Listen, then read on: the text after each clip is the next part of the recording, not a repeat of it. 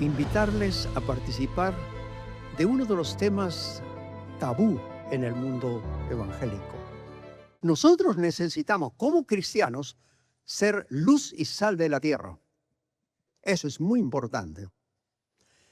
Yo pido a todos mis hermanos en la congregación, le digo, todos deben estar estudiando. Yo tengo 78 años, me voy 79, 80, voy a cumplir 80. Y Dios me ha permitido no solamente estudiar en el Perú, estudiar en Alemania, sacar maestrías, doctorados, tengo PhD, tengo 5 carreras profesionales y yo debo estudiar más. Y he estudiado griego y hebreo para conocer los originales de la Sagrada Escritura. Como creyente, tú tienes la responsabilidad de no dejarte llevar por la prensa y menos por las redes sociales. ¿No? Sino tú tienes que investigar y meterte y saber cómo es que funciona el país. Y eso sí es una responsabilidad que hablaba el hermano anteriormente sobre el tema importante. ¿Por qué es importante el tema político? Porque en la política se hacen las decisiones. ¿De qué dependió el pueblo de Israel? Del político que tenían delante, ¿no? ¿Qué pidió Salomón como político? Que Dios le diera ¿qué? Sabiduría, porque el político hace decisiones cada día. El político al día está haciendo decisiones. Y si esas decisiones son guiadas por el conocimiento de Dios y porque tú eres la luz y la sal de la tierra, tus decisiones van a ser buenas. Pero si tus decisiones no tienen el conocimiento de no solamente de los aspectos teológicos y bíblicos que los tenemos que conocer mucho mejor que cualquier otro libro, sino también tienes que conocer mucho sobre ciencia, tienes que conocer mucho de los países, tienes que conocer idiomas para que conozcas las culturas de otros lugares. Entonces, el creyente es luz y sal en la tierra, por lo tanto, estamos en la responsabilidad de prepararnos muy bien. Y eso necesitamos en el Perú. Digamos, un Salomón que nos dirige el país.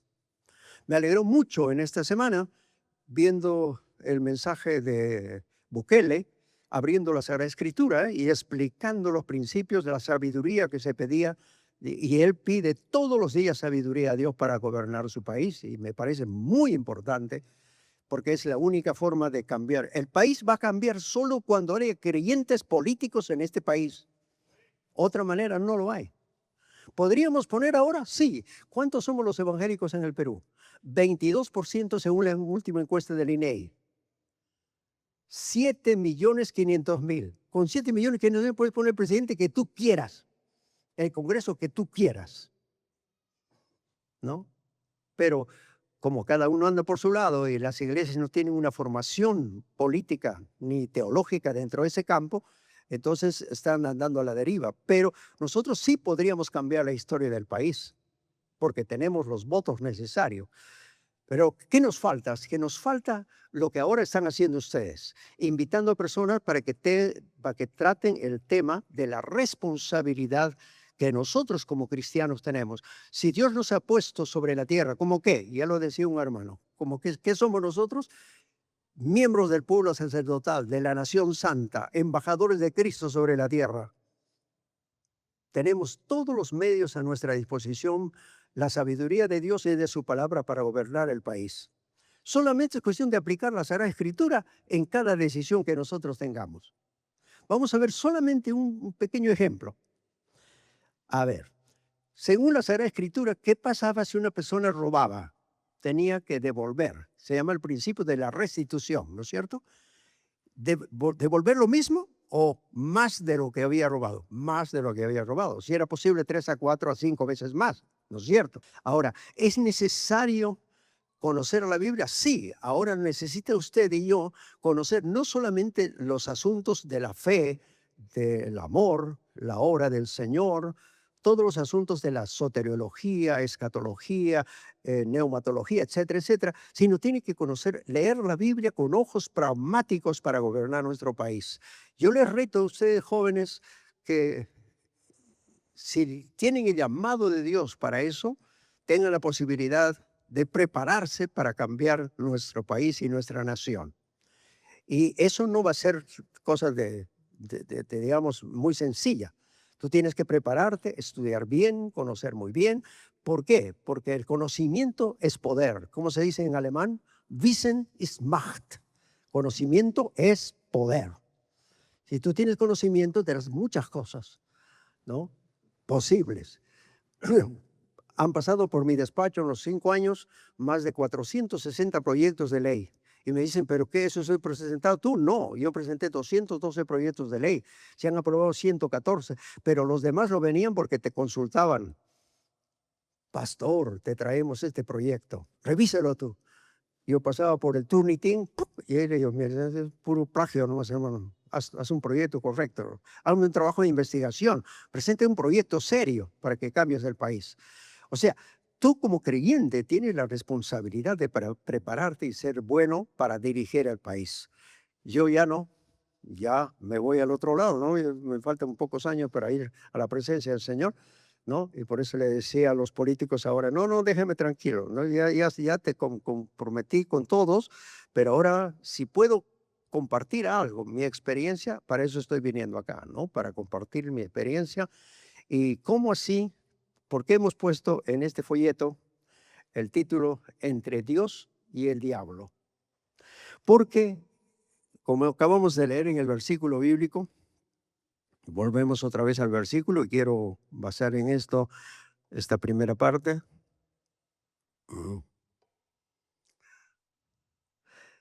Entonces Jesús fue llevado por el Espíritu al desierto para ser tentado por el diablo.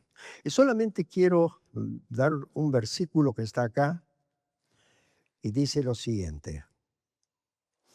Versículo 8. Otra vez le llevó el diablo a un monte muy alto, le mostró todos los reinos del mundo y la gloria de ellos. Y le dijo, ¿qué cosa? Todo esto te daré si postrado me adorares. Ahora hay que tener mucho cuidado de dónde viene la voz que te va a dirigir para gobernar el país.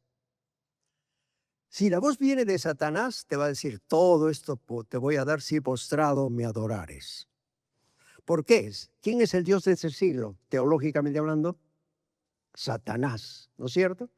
¿Quién dirige la política peruana? Satanás, por supuesto, eso lo dice la Sagrada Escritura. Es el Dios de este siglo, ¿no?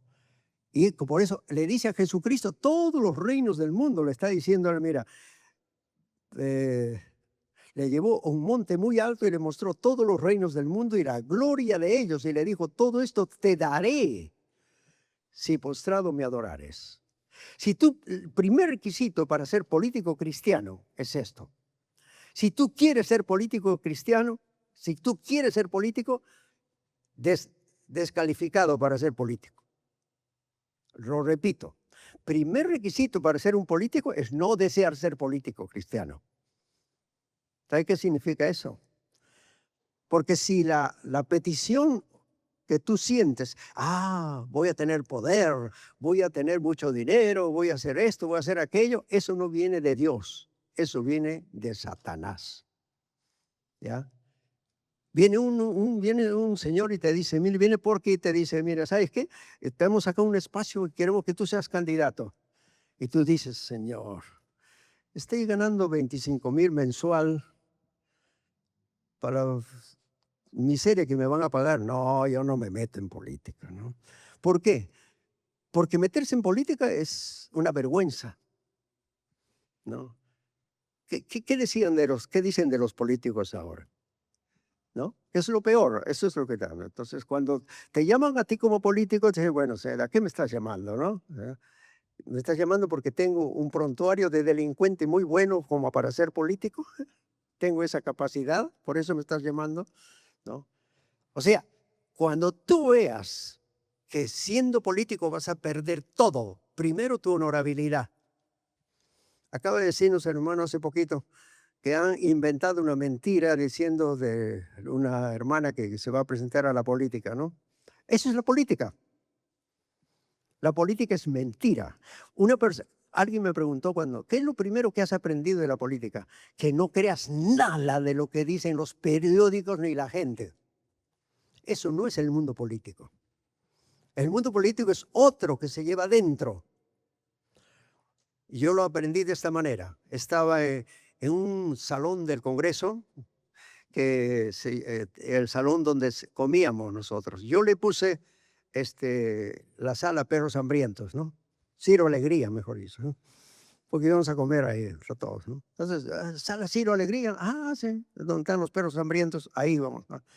Y yo veo un día dos políticos conversando y el uno le dice al otro, oye, pero tú tienes que decir estas cosas, pero tienes que levantar la voz, tienes que insultarme, tienes que sacar el hecho de que yo estuve borracho y estaba manejando y eso. Pero tú tienes que levantar e insultarme. Entonces, ¿qué están hablando esto, no? Si no, no va a salir mañana en la prensa, hijito. Tienes que pelearte para que salga mañana en la prensa. Y así, mañana la gente va a leer esto como si fuera una cosa buena, cuando lo han planificado dos políticos en la sala Ciro Alegría, cómo tienen que tratarse. ¿Por qué? Porque no están hablando de ellos. Alguien tiene que hablar. Entonces, algo tienen que hacer para que la gente hable, ¿no? Entonces, si te diriges por la prensa, que está tergiversada en su mayor parte, y te sacan no la verdad del hecho, sino lo que les conviene o lo que de su visión lo tiene, estamos arruinados. Por eso, uno tiene que preguntarse, si yo siento el llamado de mi carne, eso no es la voluntad de Dios y no te metas en política. ¿Ya? Alguien me dijo una vez, ¿cómo sé que es la voluntad de Dios algo? Yo le he dicho siempre, yo tengo una fórmula. Lo que no te gusta, eso es la voluntad de Dios. ¿Cómo así, pastor? A ver, ¿te gusta ese tipo de música? Sí. ¿Por qué? ¿Se mueve todo tu cuerpo? Pues más rockera y todo, ya, esa es tu carne, ¿no? Ese himno, ay, qué feo, me da sueño ese himno, ¿no? Música nueva quiero yo, entonces canta el himno, por favor. Dios te está llevando en algo que no te gusta, ¿ya? Cada vez que tú sientas la tranquilidad, la facilidad del mundo, eso viene de Satanás, ¿no? Duérmete 5 minutos más, no va a venir de Dios, pues, no viene de Dios, ¿no? Eso viene de tu carnalidad. Igual sucede en la política. Entonces, en este folletito que yo he escrito, he puesto unos principios para ser cristiano político. Entonces, tú tienes que preguntarte esto. Solamente voy a hablar de esos puntos, breves de ellos. No. Dice, requisitos para un cristiano político. Entonces, he puesto primero. Primer requisito, no desear tener poder y autoridad. ¿Ya? Repito, no desear tener poder y autoridad. Éxodo capítulo 3, versículo 11. Ayúdenme rápidamente en las lecturas. Éxodo, si alguien lo tiene, se levante y lo lee rápidamente, ¿no?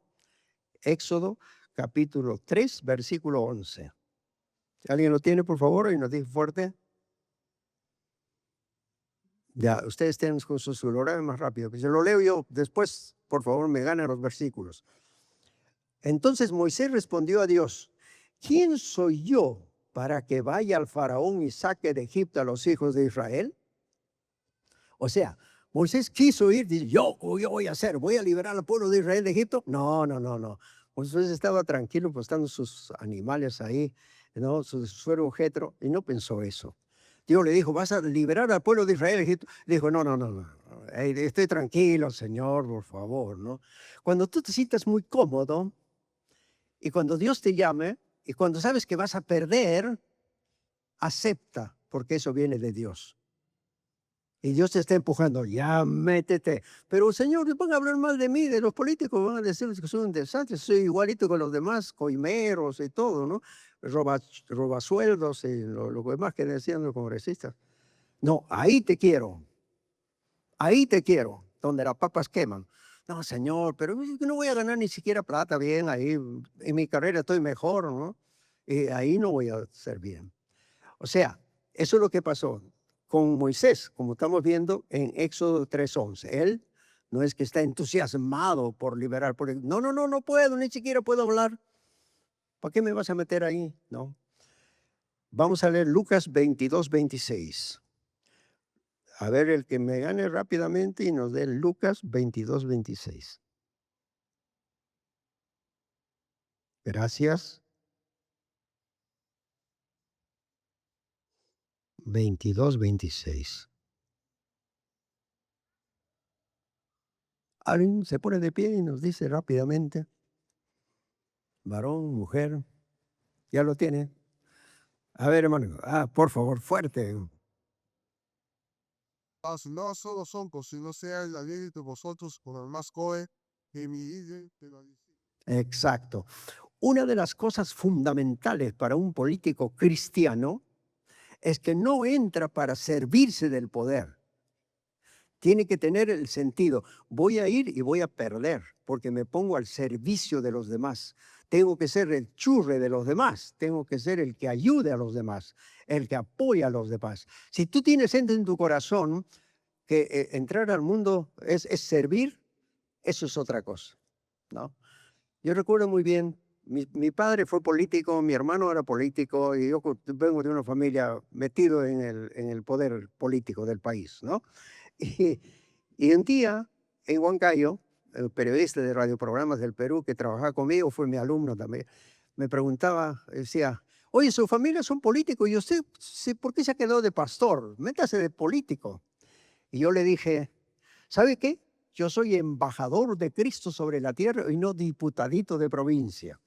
¿Ya? Y él se mató de risa. Cuando yo entré al Congreso, acercó con el micrófono y dijo, ajá, Dios lo castigó, ¿no? Como que, claro, lo he hecho diputadito de provincia, pero lo he rebajado de ser embajador de Cristo a diputadito de provincia, ¿no? Pasados los 5 años, trabajamos juntos, yo me lo llevé al Congreso para que me apoyara también en trabajos. Decía, ahora vas a trabajar como con el diputadito de provincia, ¿no? Y en serio, ¿sabe por qué? Cuando tú entras realmente al servicio del país, tienes que entender eso. Entro al servicio del país, no me voy a servir del país, voy a servir a mi patria, ¿no? Mucha gente piensa, esos congresistas ganan así nomás la vida. Oye, ¿sabe lo que significa ser congresista, pero ser congresista que tienes que trabajar? Te ponen en 4 comisiones. Tienes que estudiar los proyectos de ley que están dando en las 4 comisiones. Yo era presidente de la Comisión de Ciencia, Innovación y Tecnología del Congreso de la República. Era presidente de la Liga Perú-Alemania, vicepresidente de la Liga Perú-Israel. Tenía un montón de responsabilidades. ¿Ya? Así que acababa medio muerto, llegaba a la casa y me dicen, pero ¿para qué te metiste a político? Ahí está, pues, pero si eres político, no que se sirve del Congreso, sino que tiene que servir al país. Entonces, el primer requisito que tú tienes que sentir es que te va a costar hacer la decisión, ¿ya? Entonces, cuando tú ves candidatos que se presentan para poder tener un poder, para hacer esto, ni votes por ellos. Pero si tú ves a alguien que se mete para servir, para dejar lo que tienen, y algunos políticos los vas a encontrar muy buenos. Yo conocí un político muy bueno en Londres, ¿no? Eh, y yo decía, mire, él vivía como yo vivo, en San Juan del Lurigancho, donde la vida no vale nada, ¿no? Y vengo con combi. Siempre he ido con combi, ¿no? Y me vengo con mi combi, aquí, con mi chino, acá debajo, para estar con ustedes, ¿no? ¿Ya? Entonces, pero si digamos, tú estás pensando ser político porque vas a vivir en la casuarina, si vas a tener una casa con piscina, no tienes llamado de Dios, ¿no? Llamado de Satanás, sí, pero llamado de Dios no. Entonces, el primer requisito que tú tienes que tener en tu cabeza, ese que se está presentando, ¿está sirviendo al pueblo? ¿Va a servir al pueblo o se va a servir del pueblo? Eso hay que tener mucho cuidado. La clave de un político de ejercer el máximo poder del mundo es el del servicio. Jesucristo vino ¿para qué? Para servirse de los demás o servir a nosotros. El principio es el servicio. Es el concepto teológico del poder. El poder en la Biblia está basado en el servicio. Vamos al segundo punto, ¿ya? Requisito para ser un cristiano político. Segundo. Éxodo capítulo 18, versículo 21. A otro más. Ahora, por favor, ayúdeme otro hermano. Éxodo capítulo 18, versículo 21. Otro hermano que lo tenga.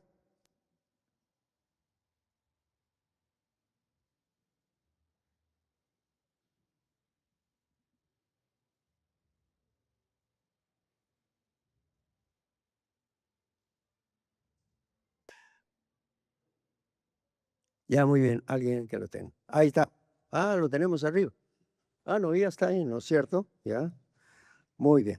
Además, escoge tú de entre todo el pueblo que dice varones de virtud, temerosos de Dios, varones de verdad que aborrezcan la avaricia y ponlos sobre el pueblo por jefes de millares, de centenas, de 50 y de 10. Estas son las características que tienes que buscar en los candidatos que vas a elegir, ¿no? Tiene que ser temeroso de Dios. Una persona que no teme a Dios no teme a nada ya. Porque lo más difícil es temer y obedecer a Dios. ¿Sí o no? Una hermana me decía, un hermano, perdón, me decía, no sé por qué mi esposa, yo lo he leído en la Biblia y acá dice que la esposa debe sujetarse al esposo, que yo soy cabeza del hogar, pero mi esposa no quiere sujetarse, no me escucha, no me hace caso.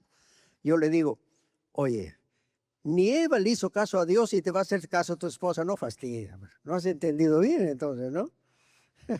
Para que una esposa se sujete al esposo tiene que hacerlo por la voluntad de Dios y el sacrificio de su propia vida. Porque si este quiere que yo le obedezca, está más perdido que nadie, ¿no? Como cuya en tómbola en el que quiere que yo le obedezca, ¿no? Porque la mujer, usted sabe que es muy superior a nosotros a nivel de neurociencias, ¿no? Se ha estudiado mucho la mujer y la mujer tiene características muy superiores a nosotros los varones, ¿no? Entonces, cuando le ven al esposo haciendo cosas, se dice, está perdido este pobre chico, ¿no? ¿Ya? ¿Por qué? Porque ella tiene mejores capacidades, aparte de que tiene la intuición, ¿no? Que es producto de la relación neuronal que da en su cerebro entre el hemisferio izquierdo y derecho a través del cuerpo calloso a una velocidad de 40.000 Hz por segundo. Nosotros a 4.000 Hz, así que no tenemos para empezar con una mujer. Por eso, para la mujer que se sujete al esposo, lo hace por el Señor. Entonces tiene que hacerlo por el Señor. Así como el hombre ama a la esposa, como Cristo amó a la iglesia. Pero aquí la clave, ser temeroso de Dios. Esto es lo primero. Cuando tú veas que hay un candidato que pone a Dios primero, vale la pena. Cuando va a servir a Dios, cuando no se pone él, ni pone su partido, ni nada por eso, ¿no? Tú sirves a Dios y en ese servicio a Dios te vas a meter en la política. Un tercer punto fundamental, eso sí, no lo podemos perder, ¿ya? Está en Deuteronomio 17, 18 al 20. Este es el requisito fundamental que yo quisiera para el creyente. A veces el incrédulo no tiene eso, pero el creyente debe tenerlo, ¿ya? Ahí lo tenemos. Cuando se siente sobre el trono de su reino, o sea, el día que tú entres a ser político, sea representante de la PAFA de tu colegio, sea que seas regidor de Puente Piedra, sea que seas alcalde, sea que seas congresista, seas diputado, seas senador, seas ministro, seas presidente de la República, ¿qué debes hacer? Aquí dice claramente lo que hay que hacer en Levítico, ¿no? Perdón, Deuteronomio 17. Deuteronomio 17. Esto es importantísimo. Deuteronomio 17, versículos 18 al 20. Dice así. Y cuando se siente sobre el trono de su reino, ¿qué va a hacer el rey? Escribirá para sí en un libro una copia de todo el Torá. Tiene que escribirlo, ¿ya? No tiene que abrir su celular nada más, tiene que escribirlo. La cosa es seria. Dice, sí, en un libro, una copia de esta ley, del original que está al cuidado de los sacerdotes levitas, lo tendrá consigo y leerá en él todos los días de su vida. Todos los días de su vida. ¿Sabe cuánto me cuesta eso? Cada creyente lea la Biblia todos los días de su vida. El año pasado en la iglesia hicimos un reto para leer toda la Biblia, 4 capítulos diarios. 20% de la iglesia habremos acabado todo. Este año estamos leyendo en forma cronológica, ¿no? Pero siempre hemos notado que al creyente le cuesta disciplinarse para leer la Biblia. Pero acá dice claramente que debe hacer todos los días de su vida para que aprenda a temer la ley de Jehová su Dios, para guardar todas las palabras que esta ley y los estatutos y para ponerlos por obras. ¿Para qué? Para que no se eleve su corazón sobre sus hermanos, ni se aparte del mandamiento a diestra ni a siniestra, a fin de que prolongue sus días en su reino, él y sus hijos en medio de Israel. Es maravilloso. La mejor manera de que podamos ser manejados por Dios es a través de su palabra. una experiencia dolorosa que tenía un hermano, el hermano en la iglesia se dejaba llevar por su violencia y paraba pegando a su esposa. Cuando su esposa estaba mal, me llamaba por teléfono y yo iba corriendo para ayudar. Y un tiempo que yo me iba a Europa y me dice, pastor, ¿y ahora quién podrá ayudarme? No hay chapulín colorado, con mi esposo usted se va y otra vez me va a comenzar a pegar, ¿no? Entonces yo, no, yo le dije a su esposo, ahora me vas a hacer una cosa, todos los días quiero que me leas la Biblia, yo te voy a estar mandando de Europa, vez tras vez, cartas, en esa época no había internet, ¿no? Yo le mandaba cartas y él tenía que contestarme las preguntas que yo le hacía, ¿ya? Y después de varios años que yo regreso de Europa, la hermana da un testimonio y dice, cuando el pastor se fue, encargó a mi esposo que leyera la Biblia. Comenzó a leer la Biblia y poco a poco me dejó, dejó de pegar. Ya no me pegaba una vez cada semana, ya era una vez cada mes. Después cada 4, 5, 6 meses a veces me gritaba nomás. Ahora se ha vuelto un sonso este, ¿no? ¿Quién lo convenció a ese hermano? Ahora es pastor de una iglesia, ¿no? El sonso es pastor de una iglesia. Pero quién lo cambió a ese hombre? La palabra de Dios. Hermanos, la palabra de Dios tiene un poder enorme. Yo soy psicólogo clínico, una de mis carreras. Soy psicólogo clínico, tengo PhD y una maestría en psicología clínica. Y cuando viene la persona con un problema, lo que hago es lo siguiente. Mira, ya viene un problema, me dice, estoy hasta aquí estresado, tengo un montón de problemas. Muy bien. Filipenses capítulo 4, versículos 6, 7 y 8. ¿Qué dice? Por nada estéis afanosos, ¿no? Entonces, vamos a quitarle eso, por nada estéis afanosos, ¿no? ¿Qué debes hacer? Esa es una orden de Dios, no te tienes que preocupar por nada. Como creyente no tienes por qué preocuparte. Que tu esposo se fue con otra, no te preocupes, ¿no? Ya, y ya se lo llevó y se lo llevó lo peor que tenía, así que se vaya nomás, no hay problema. Pero si tú te preocupas, ahí estamos en problemas. Por nada estéis preocupados, por nada, ni porque te robaron el carro, ni porque perdiste tu plata, no, por nada estéis afanosos. Sino que dice, sean conocidas vuestras peticiones delante de Dios con toda oración y ruego, ¿no? Tu esposo se porta mal, Señor, yo no me ocupo de él, tú haz lo que quieras, sácale la mugre, lo que sea, es tu problema, yo no me preocupo, te lo entrego en oración, ponlo en tus manos. Pero como recuerdo un pastor que viene y me dice, pastor, no sé qué hacer con mi diácono, ya he hablado con todos los demás para que me voten del pastorado. Yo le digo, pero ahí está Filipenses 4, 6, por nada estés preocupado, entrégalo al Señor.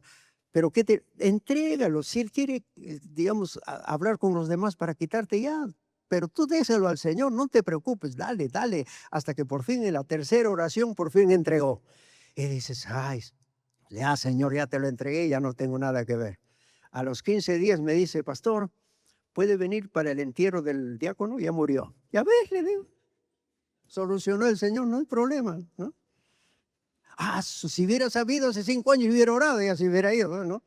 Pero tú cargabas el problema, pues. ¿Por qué cargas el problema? Si por nada estéis afanosos, sino presentándolo todo al Señor, ¿ya? Ahora, para que ese versículo pueda ejercer su función en la vida de la persona, requieres que lo repites en la mañana, a mediodía, en la tarde, en la noche, y si quieren en inglés, en francés, donde estás estudiando, pero dale a repetir. ¿Cuándo entra, cuándo se convierte en algo automático? Cuando lo repites por lo menos 156 veces. Y cuando lo has aprendido y meditado, en ese momento se convierte en una segunda naturaleza tuya. ¿Qué le dice Deuteronomio 6:6? ¿Qué dice? Esto que has escuchado que tenemos que hacer, enseñar a nuestros hijos, ¿no? Y hay que repetirlo cuando estemos en el camino. Cuando, ¿qué más? En la mañana, a mediodía, en la noche. Dicen 9 veces que tiene que repetir. Cuando el versículo es de tal manera intronizado en la mente, inmediatamente tú logras haber hecho automático en tu cabeza. Entonces, cuando tú lees la Biblia todos los días, entonces poco a poco la Sagrada Escritura se convierte en tu segunda naturaleza. Ahí ya Dios va a obrar contigo, ¿no? Y tú vas a ver el cambio que Dios hace en tu corazón, en tu vida, pero eso depende de la incidencia de la palabra de Dios en ti. todos los días. Y eso es lo que tenía que hacer. Entonces, cuando es un creyente, se entre en la política, no olvides nunca de tu Sagrada Escritura. Medítala en día, de noche, revisa. Entonces no va a haber vanidad, orgullo, vas a liberarte de un montón de problemas, ¿no? Entonces, cuando alguien se mete, ¿y esto para usted qué significa la Biblia? Dile a una persona que se mete en política, para que vea, ¿quién lo va a controlar a él? Si no es Dios, a través de su palabra. Ahora, otro tema que nosotros tenemos para... ¿Estamos, hermana? Le pedí que me dieran los minutos. Ah, ya estamos en 36, de que empezamos. Listo. Ahí nomás. Cualquier cosa que digamos, digamos, algunos creo que querían solo traje unos 20 nada más de estos, pero tengo en la casa, de manera que lo voy a hacer llegar como sea al pastor Huarcaya, ¿no? Y así es que ya les dirá cuándo pueden tenerlos. Esto fue producido, ¿no? Antes de yo ser político.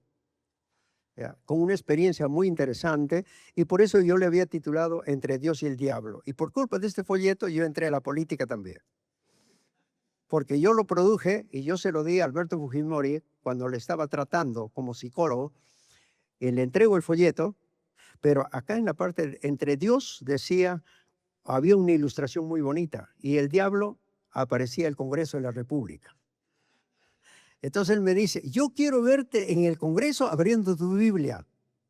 Claro que fácil en la iglesia, todos dicen, amén, hermano, gloria al Señor, amén. No, no, no, yo quiero verte donde las papas queman. Y si tú sales después de 5 años sin ningún proceso judicial, yo voy a creer que tú eres creyente. Ya, y por eso acepté, y por eso tuve que pasar 5 años la prueba, ¿no? Entonces, yo les deseo lo mejor, hermanos, digamos, a los que puedan de alguna forma conseguir este material, no hay ningún inconveniente, lo voy a mandar como sea acá. Y cualquier cosa también para ayudarles en lo que pueda hacer con mucho. Cuando está deprimido y tiene problemas, también estoy para ayudarles, ¿ya? Muchas gracias, ha sido un privilegio. Bendiciones.